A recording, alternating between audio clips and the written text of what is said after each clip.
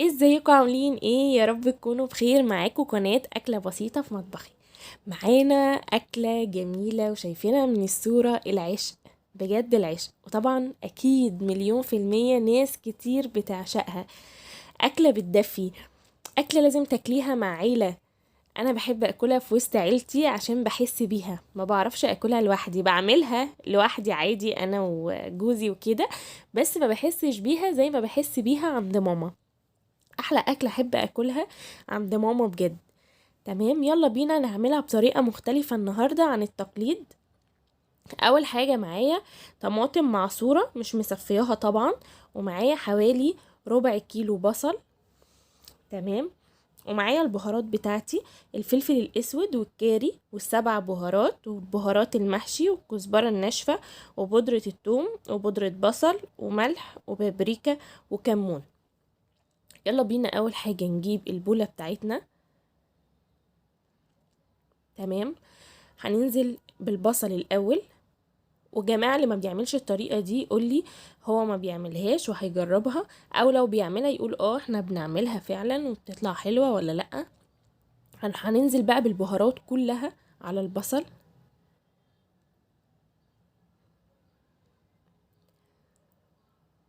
هنقلب بقى، وبعد كده هندعكه كويس قوي بايدينا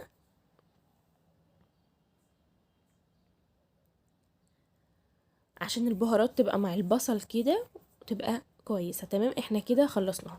هنروح بقى للحلة بتاعتنا، هننزل عليها بالطماطم. تمام، بس مش هنحط زيت ولا اي حاجة. هنسيبها على النار لحد ما تطلع المية بتاعتها كلها، ويتبقى تحت الطماطم البسيطة. هوريها لكم دلوقتي بعد ما بتخلص.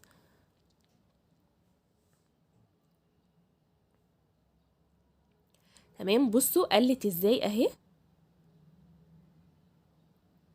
انا كده وصلت للمرحلة التمام، طفيت عليها.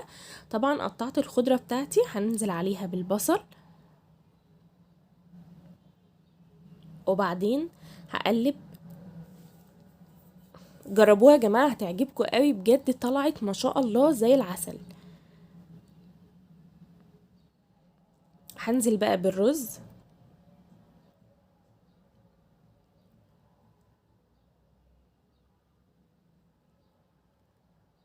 اخر حاجة هنزل بيها الطماطم.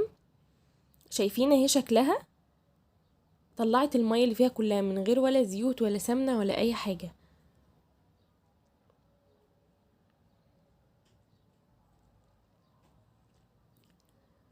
هنزل بمعلقتين صلصة، وبعدين سمنة فلاحي. طبعا حطي بقى اللي انت عايزاه. انا زي ما قلت لكم احنا بنحب نحط السمنة الفلاحي في الاكل. وهنزل بحبة زيت، وهقلبهم كويس.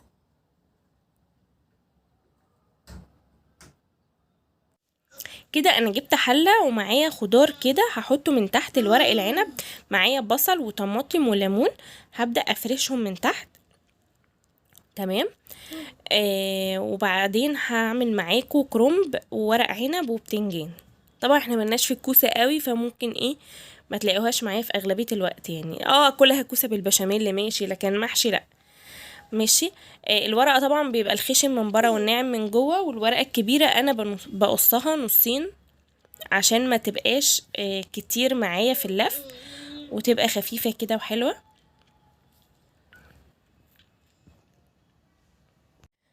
طبعا هنزل بشوية رز صغيرين.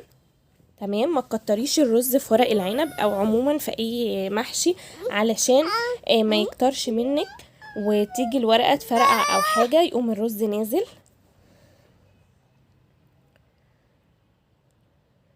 شايفين يا اختي على جمال الصبع، بيتكلم كده. عايزاكم تقولوا لي رأيكم في لف ورق العنب او لف الكرنب بتاعي.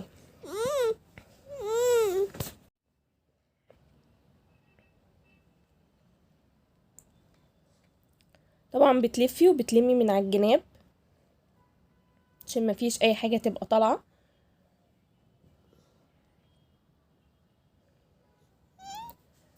وما تقلقيش لو انتي اول مرة تعملي صباع باظ منك مش مشكلة، التاني هيطلع كويس، حبة حبة هتلاقيهم حلوين. بس جربي الطريقة ديت، ما تلفوش على ايدك، لفيه بالطريقة دي هتلاقيه كويس قوي. طبعا لما جيت احط لقيت ان الورق هيطلع حبة عالي وحبة واطي وكده، حطيت طبقة من تحت كده عشان تبقى مستقيمة. معلش بقى مستضيفنا العربية النهاردة حبيبي الصغير.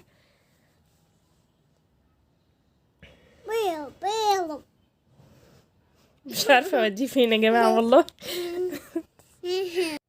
كده الف معاكم تاني. طبعا الخشن من بره والناعم من جوه.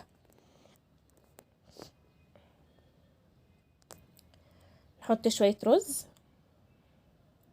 ونبدأ نلف ونلم من الجناب.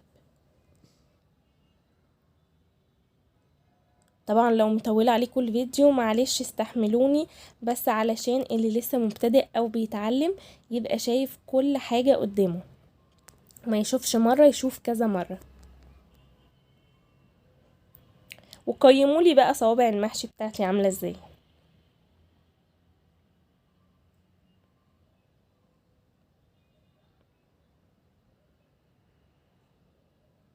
ولو ورقة عادية صغيرة بتعمليها زي ما هي، ما بتقسمهاش، بالعكس بتبقى حلوة قوي.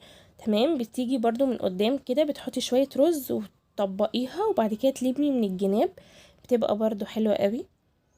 بس انا كل اللي مقابلني انصص. بصوا كده انا كفايه عليكم كده الورق العنب. تمام. هعمل بقى معاكم كرومب. هفرش برضو كده في القاع بتاع الحله ورق.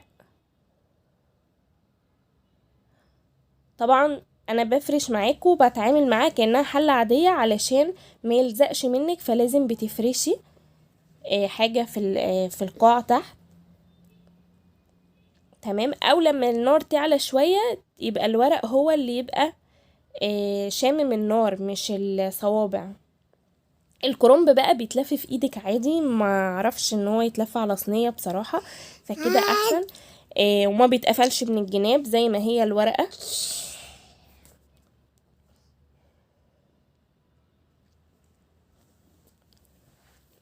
تمام.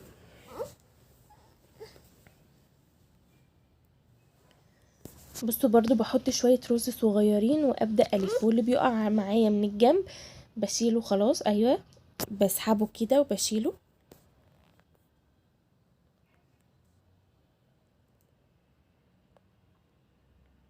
شايفين الورقه متقطعه ازاي صغيره وحلوه، وتعرفي تعملي فيها حلو.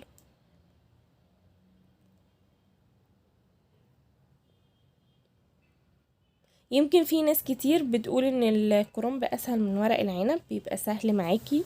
هو عموما كله سهل والله، جربي مش هتلاقي حاجة صعبة معاكي.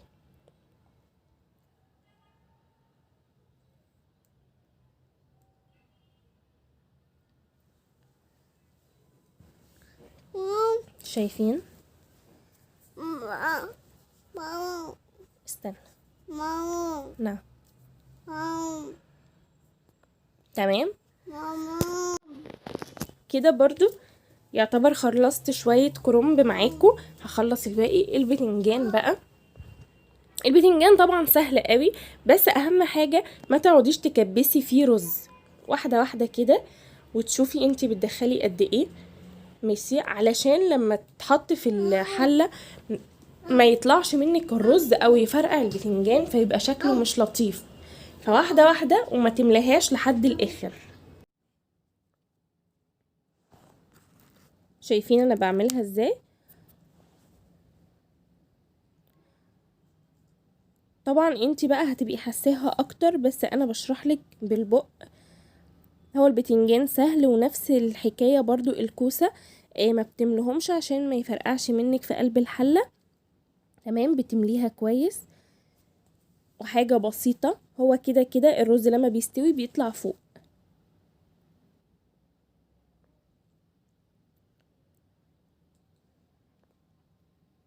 وبتنضفي منها الرز كويس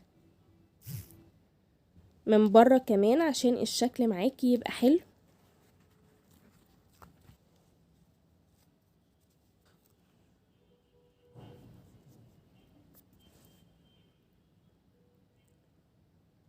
كده برضو مش ملياها لحد الاخر، وملياها كويس من جوه، مش مليانه قوي. تمام، هكمله واوريكم في الاخر. كده انا خلصت كل حاجه. ماشي، حاطه بس ليمون فوق ورق العنب عشان يدي المزازه بتاعته تنزل كده على ورق العنب. تمام، هنحط بقى مع بعض دلوقتي الشوربه. اولا الشوربه مش هحط على البتنجان كتير عشان البتنجان ده قلت لكم مجفف. تمام، فمش عايزاه يتهري معايا. هحط لحد النص كده زي ما انتوا شايفين، مش مليان لحد الاخر. وطبعا الفلفل هيستوي معاه وهيدي طبعا النكهه بتاعته الجميله. ورق العنب هحط عليه الشوربه، بس مش هغطيه بالشوربه، لا، اقل شويه، وهتشوفوا برضو دلوقتي علشان ما يتهريش مني. انا عايزه الصبع طالع معايا حلو، الصبع صباع كده زي ما هو.